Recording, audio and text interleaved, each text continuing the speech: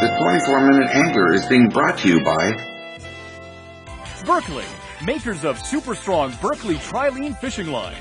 Santon flavored enhanced Berkley power baits. Fish crave 'em. Baker's Bait. We make 'em in Napanee, Ontario. Fish eat 'em everywhere. And by Daiwa Reels, committed to quality that fishermen deserve. Love, exciting and new. Come aboard,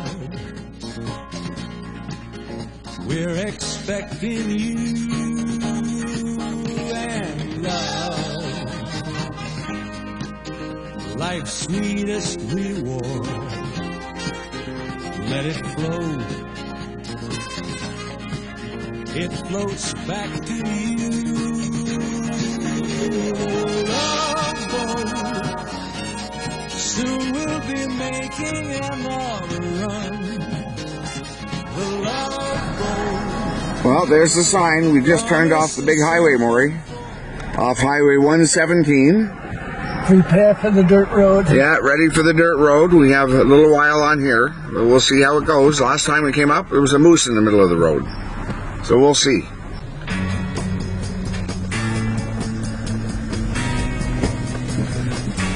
Nice bridge, eh, Moore? Beautiful. That's beautiful. What a nice river, though. The one thing about driving these roads is you never know what you're going to see. I mean, look at how minerally stained this water is, full of iron. Beautiful little river. So to the main Wapus Lodge, you have about 100 kilometers on this road. But we're going before the lodge because we're going to turn off for Ceizur Lake. In that case, it's about 75 kilometers on the road. It's not bad. Sometimes it can be a little washboardy. Sometimes there's a few crazy people driving trucks at high speed the other way. Or the odd lumber trucks. So you have to be cautious. Somebody's coming over a little bit to the right. Anyway, the next thing you'll see will be a turn off for Ceizur Lake. Ooh, we're getting excited. Hey, Mark? Oh, definitely. Well, there's our next sign. Wapus Lake and Ceizur Lake. Wapus Lake, here we come. Ceizur Lake here. Sorry, Ceizur Lake.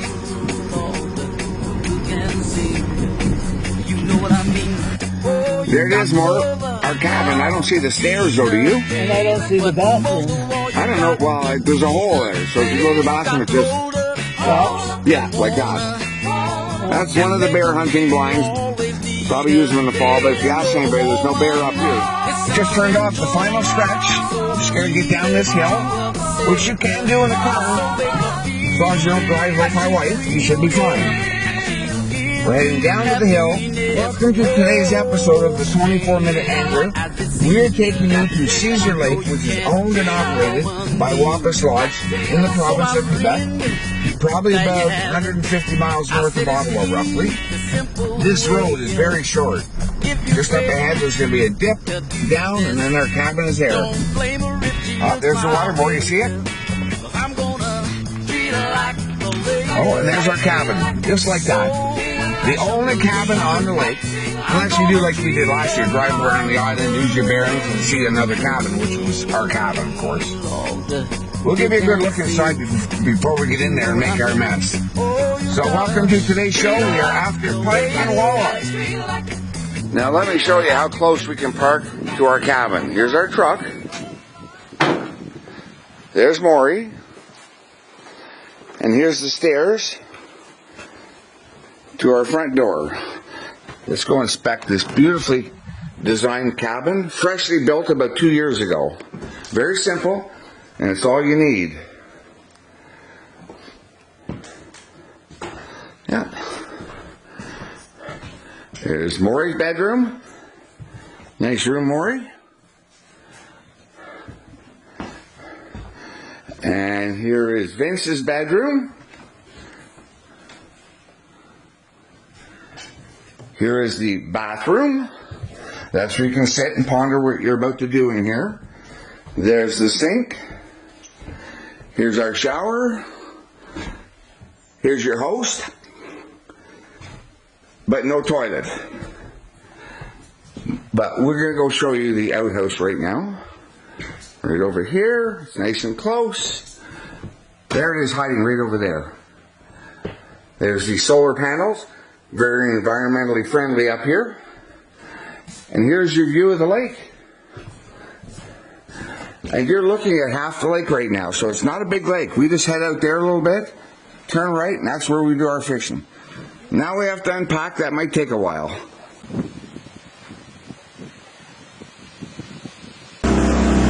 Okay, well, we got up here, I don't know, around 12. It took us 2 hours to unpack and set the cabin up. And then unbelievable thunderstorms rolled through the air like it was really bad. We're not really sure if those storms spooked the walleye or not. So we're going to head down to a couple of our favorite little fishing spots and try it out. But it's already 6 o'clock at night, so we got a good rest and ready to stay up all night and fish. But I guess you'll see when we see. Okay, we got one on. A little louder, Murray. We got one on now. Man, you talk loud. This is good. This is fun. He's fighting. Oh, he's not bad. Oh yeah. We brought our smaller net because it makes the fish look really big. Let's see. Oh yeah. That's a good eating size fish. It's been tough fishing right now. What is that just came out of the fish? An acorn. A sinker. A sinker came out of the fish. Look at that. Yeah. Maybe we should be using sinkers for bait. Well, it seems like they're feeding on sinkers. Yeah. Unbelievable. Yeah. That's heavy. Now, you want your fish, or you want to wait till he jumps in my shoes and slimes them all up? Well, just get him out of the way. There he is. Yeah, they have eating size walleye. Yeah, they have strict rules. Quebec have slot sizes for these fish. Can't keep the small ones, can't keep the big ones, and they give you measurements. And the lodge makes that even smaller, which some people don't like. I think it's good because it puts more fish back in the water. Turn towards me more a bit, but face this way. Let me just have a look. Maybe he's got the fishing rod inside his mouth too. Let's just see here. We'll have a look for some teeth. Yep, I've seen teeth. Okay, do what you're going to do. He's off the hook, you're going to put him in the bucket? Yeah. Okay. Well, number one, we've been trying everything. It's not really a big lake. This is half the lake. And the other half is, oh, that's hard to turn, right there. The middle of the lake, we found 90 feet, 100 feet. And right now we're just fishing in 60 feet, but we're finding these 20-foot humps. Oh, we'll see what that brings.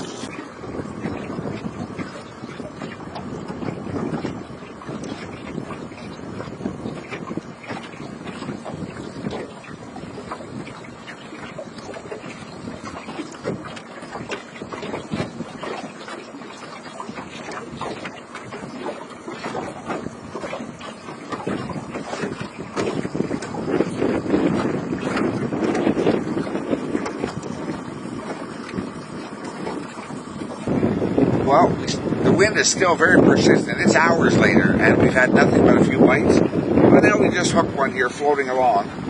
I said, we'll just float, take a break. So I'm pretty sure it's a walleye. I don't think it's 5 pounds or anything, but it might be edible. There it is. Yeah, I'd say it qualifies. Oh, let's grab this one. Yeah, we brought our baby net this time. We're enthusiastic. Most of these walleye, yeah, Oh, yes, definitely. Very nice. yeah, thank you. I'm here to please. I please women. I please especially my wife of all women. And I please Maury. Oh, he's hooked in this rubber net as well. See, nothing is simple out here when you're fishing in wind. Nothing. We fall over. We had to go rummaging through the bush. We found some planks of wood. Show them already on the floor. Because we ended up with water in here. So now it's a little bit drier for us. There we go. The net's off.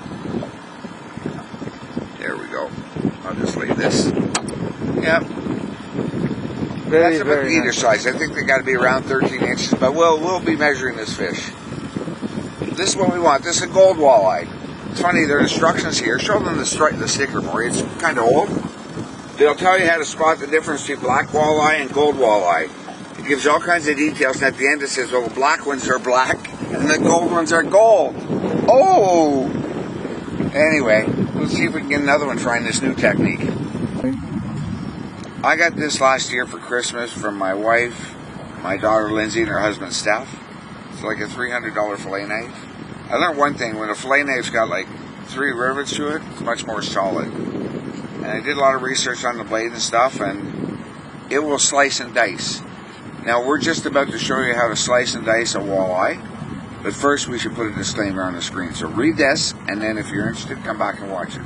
Here's our walleye. We start off with, Maury does anyways, with putting a slit on each side of the dorsal fin, or the fin right up the back. Those are just nerves he's hitting, making that fish flop around. And Quebec, keep in mind, you have to leave the skin on the fillet so it can be identified, and the 2 fillets still have to be attached to the tail. Unless you're at an authorized fishing lodge, in which case the fillets can be separated, but you still have to leave the skin. And Maury, tell me, are you enjoying this so far? This is excellent, How is that- especially when they're in the frying pan. How is that fillet knife? Oh, beautiful. Do you think everybody's wife should buy the $300 fillet knife? I think so.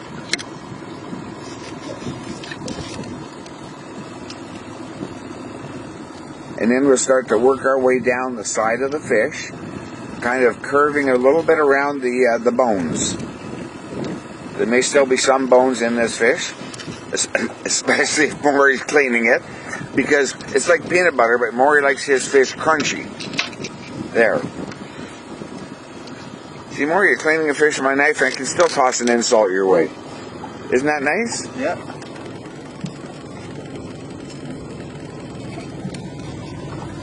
See, now just gentle strokes down the dorsal fin, and it goes a little bit wider as you go down, because that's the way the backbones are shaped.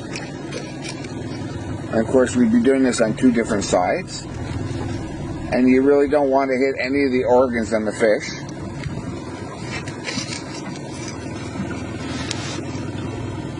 A little bit slippery. Yeah.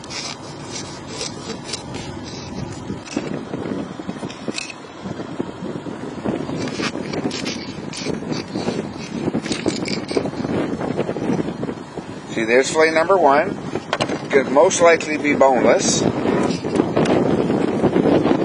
And then, well, we don't have to show you the other side. It's going to be the same thing, but instead of left to right, it's right to left. And then this little strip goes in the frying pan. And how do you prepare your fillet for frying, Maury? What do you do to yours? Breadcrumbs and butter.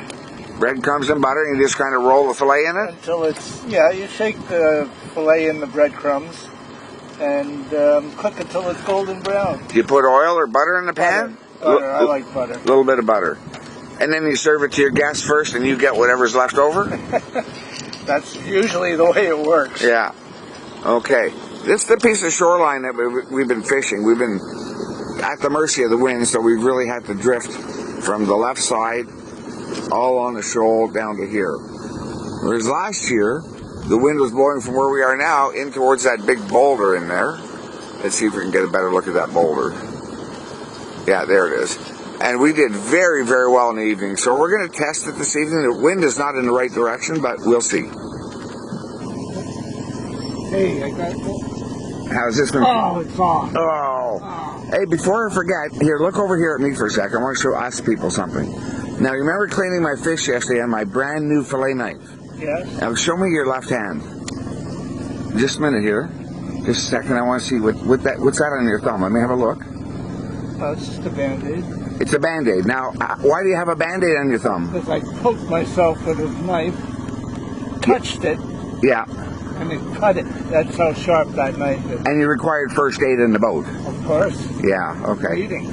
This is our first night we can stay out and fish close to dark. And the sun just went behind the clouds. There's no wind. There's no wind, first time all day. Well, actually, since we've been here, day 1, man, horrific thunderstorms. So we're hoping we're going to get some more action. They're not very deep, eh? Nope. We're only in a couple feet of water here, 3-4 feet.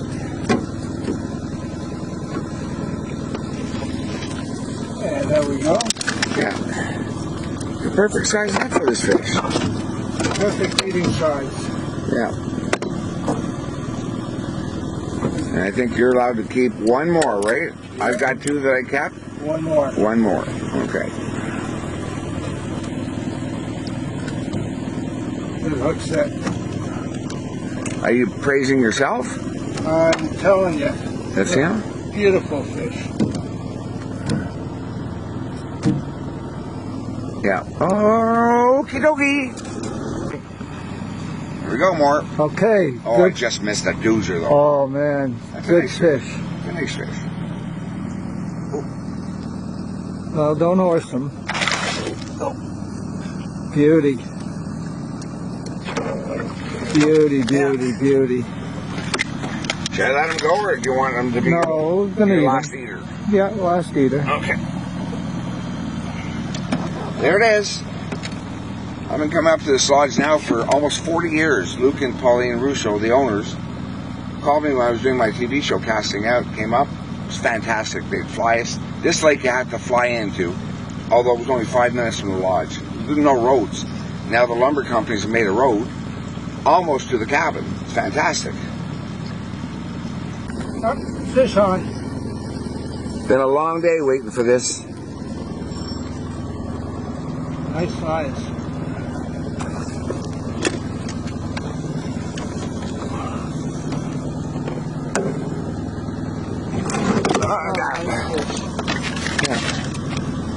Yeah, we got actually pushed off the water earlier today. We came out about 6 this morning, and it was solid smoke from all the forest fires. We started packing, thought we'd have to leave. We waited it out a little bit, and finally the wind changed and it cleared up. So we're back out here tonight. It's 8 o'clock. We haven't been out here very long. These fish just got started. We have all our fish, so that one's going back in the water. As soon as I can catch him. Yeah, as soon as more can catch them. Check out the sun right behind the clouds out here. Beautiful.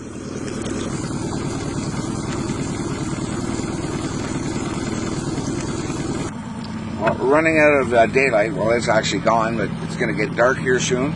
There are rain clouds moving in for tomorrow morning. The smoke really messed us up today. We lost almost our whole day of fishing. But we do have a backup plan. Wapus Lodge has got a great big territory up here, and only like 4 hours from Ottawa.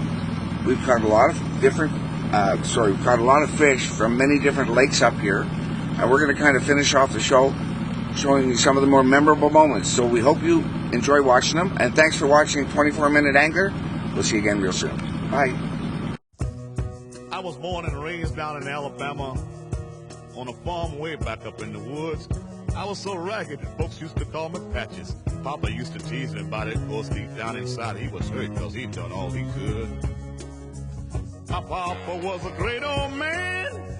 I can see him with a shovel in his hand. See, education he never had. He did wonders when the times got bad. The little money from the crops he raised barely paid the bills we made. Oh, life had kicked him down to the ground. When he tried to get up, life would kick him back down. One day, Papa called me to his dying bed, put his hands on my shoulders, and in tears he said, Patches, I'm depending on your son to pull the family through. My son, it's all left up to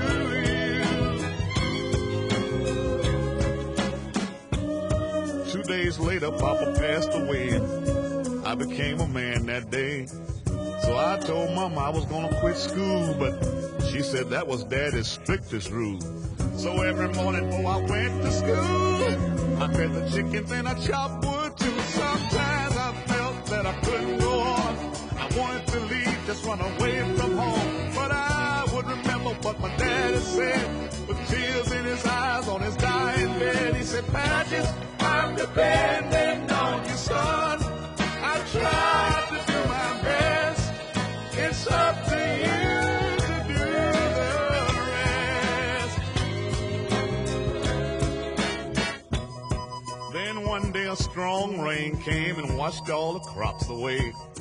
And at the age of 13, I thought I was carrying the weight of the whole world on my shoulders. And you know, Mama knew what I was going through, 'cause every day I had to work the fields, 'cause that's the only way we got our meals. See, I was the oldest of the family, and everybody else depended on me. Every night I heard my mama pray, Lord, give him strength to make another day. So years have passed and all the kids are grown. The angels took mama to a brand new home. Lord knows, people, I shedded tears, but my daddy's voice kept me through the years. Saying, Patches, I'm depending on your son to pull the family through. My son, it's all left up to you. Oh, I can still hear Papa's voice say, Patches, I'm depending on your son. I've tried to do my best. It's up to you to do the rest. I can still hear Papa when he said, Patches, I'm depending on your son to pull the family through.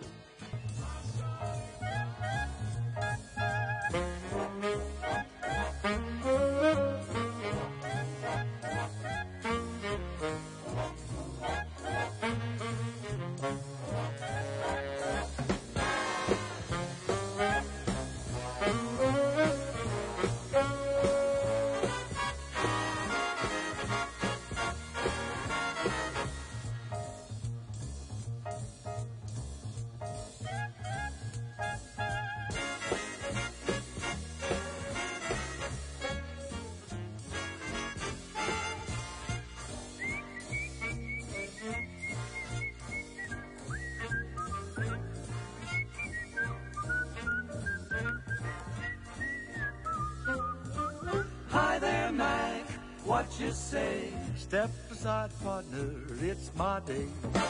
Bend an ear and listen to my version of a really solid Tennessee excursion. Pardon me, boy, is that the Chattanooga choo-choo? Yes, yes, track 29. Boy, you can give me a shine. Can you afford to board the Chattanooga choo-choo? I've got my fare and just a trifle to spare. You leave the Pennsylvania station about 3:45. Read a magazine and then you're in Baltimore. Dinner in the diner, nothing could be finer Then to have your ham and eggs in Carolina. When you hear the whistle blow and 8 to the bar, then you know that Tennessee is not very far. Shovel all the coal in, gotta keep 'em rolling. Woo-woo, Chattanooga, there you are. There's gonna be a certain party at the station, Dressed in satin and lace. I used to call her Funny Face. And she's gonna cry until I tell her that I'll never roll. So Chattanooga choo-choo, won't you choo-choo me home? Chattanooga, Chattanooga, get a bowl. Chattanooga.